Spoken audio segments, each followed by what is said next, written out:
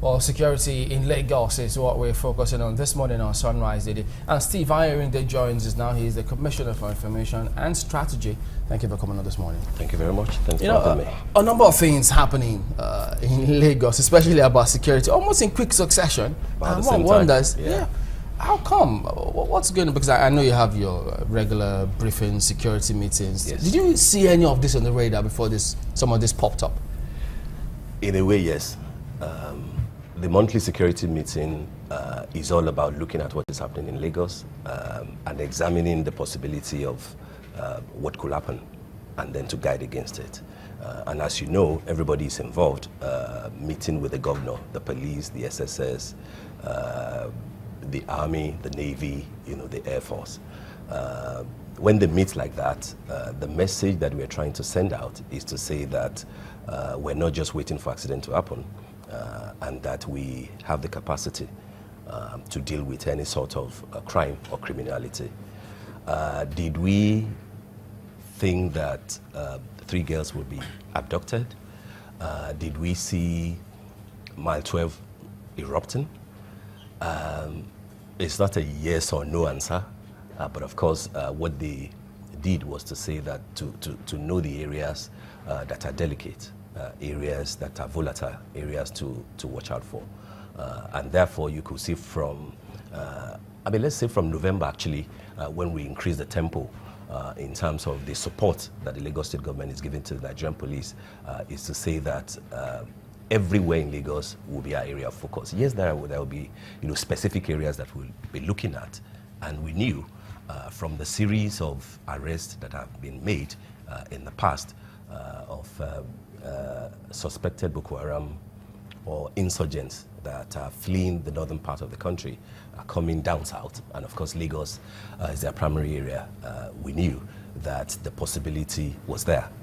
We also knew that 3 weeks ago, when His Excellency the Governor visited some areas in Ikorodu, when he read the Riot Act to pipeline vandals, we knew that there was the possibility that evil might want to fight back, and therefore we needed to be ready.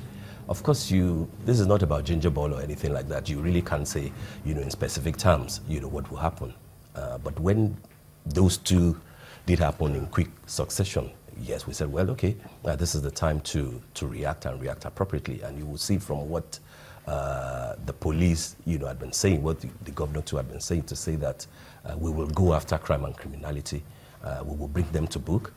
We will ensure that the girls return, and safely too. And we should commend what happened yesterday. The fact that the 3 girls were rescued. A lot of intelligence went into that operation.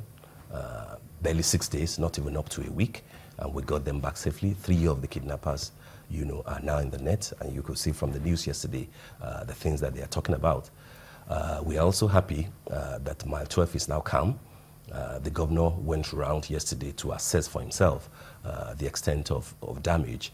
Of course, that the government also met with stakeholders in that axis on Friday. The government side was led by the SSG, the Secretary to the State Government, to meet with the Baales, to meet with the stakeholders from both sides of the divide, the Hausas and the Yorubas. And of course, we know that that area of Lagos does not necessarily belong to those 2 tribes, but they may be the dominant tribes. But of course, what we are saying is that, yes, there might be concerns. Side A and side B will always have something to say, but it is the responsibility of government to say that these are the rules, this is the law, it must be respected. If anybody runs foul of the law, the full wrath of the law will come down on that person. And I think that's the message really that we have sent out. It's remarkable in our eyes. It is commendable, particularly on a day when people celebrated Mother's Day. 3 ladies returning to their moms and sending a strong message to say that don't try this again in Lagos, because we have the capacity to come after you. Well, that's a good one and a happy one for the families of those schoolgirls. But then, while that happened, many were just at home thinking, what kind of challenge, what could be going on? How are they going to go about this rescue? When will the news eventually pop up that they release them? And thankfully it did. Yes. But what kind of challenge did you face, the state faced, and the security faced in rescuing these girls? I mean, like anything kidnapping, you know that you'll be dealing with desperate people, people who will sound like they didn't have enough time, and it's all about money, really. You can assess that if you look at two key areas where Lagos is succeeding remarkably in terms of security.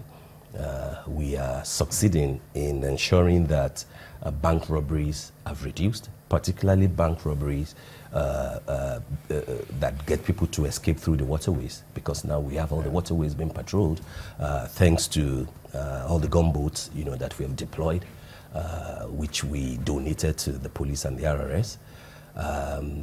You know that Lagos is also working hand in hand with the Ogun State government and of course the federal government in ensuring that the pipelines around Arepo and Ikorodu, you know, are well secured.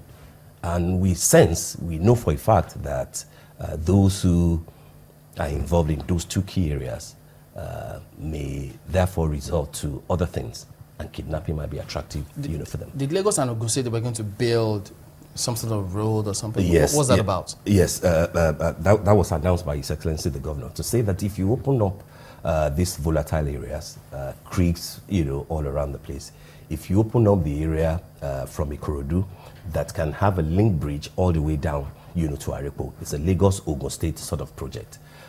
In opening up the area, therefore, you will see that criminalities will reduce because, you know, there will be a lot of attention around that place. You won't have excuse of the area not being accessible. Police will not have any excuse. Military people will no longer have any excuse. You know, even the people in the area will say that, okay, yes, I mean, this is not like a remote, abandoned area. So that's the whole point of saying, let us bring attention towards that side, which the governor promised and which is working with. Any timeline or deadline? It's a project that we believe will start this year. More so, you know, looking at what happened, you know, in Ikorodu, where the girls, you know, are kidnapped. A private school, yep, but, you know, it is still the responsibility of government to look after everybody. We'll come back to specifics, and that has to do with the Mile 12 matter, which I'm sure loads of Lagosians will be anxious to hear what exactly the government is doing in that regard. But talking about some hotspots, yes, and looking at what the Lagos State government has put in place to fighting crime and criminalities. Are these hotspots getting the attention of your light up program when you say you're putting up lights in almost every part of Lagos? Yes. Because some of these people, they cash in on those areas first because there are no lightings, and some other times because there are usually traffic gridlock in some of these places, and people are just stopped and robbed and even attacked physically. Yeah. So what is the government doing in such places? We're starting from the metropolis to light up Lagos. And of course, our promise is that it will get, you know, to everywhere, you know, to everybody. It won't matter whether it's a federal road or it's a state road or a local government road. Every road in Lagos is being used by Lagosians.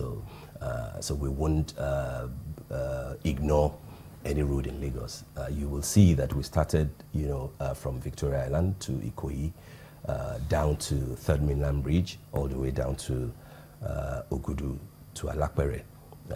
Now we have reached Baga. Most parts of Ikeja, you know, is well lit now.